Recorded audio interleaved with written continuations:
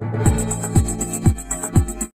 वालेकुम नाज़रीन, आप देख रहे हैं जीबी ट्रू न्यूज़ HD और मैं हूं रिदा खानम। खबर शामिल करते हैं रोंदू से। क्रिकेट के दीवानों हो जब तैयार, आने जा रहा है जश्न क्रिकेट बहार।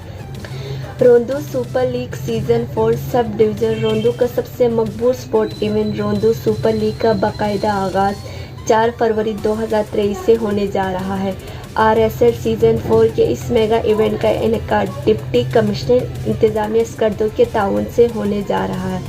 इस मेगा इवेंट में कुल मिला के रोंदू से 64 टीमों ने हिस्सा लिया, जो कि सीजन 4 के इवेंट को सर करने के लिए मत मुकाबली टीमों के साथ मैदान में उतर गई। कि दीगर 63 टीमों ने भी रोंदू सुपर लीग सीजन 4 2023 की ट्रॉफी को अपने नाम करने के लिए बड़े उतावले नजर आते हैं। देखना ये होगा कौन सी टीम सीजन 4 के जीत का सेहरा अपने सर सजाने में कामयाब होते हैं।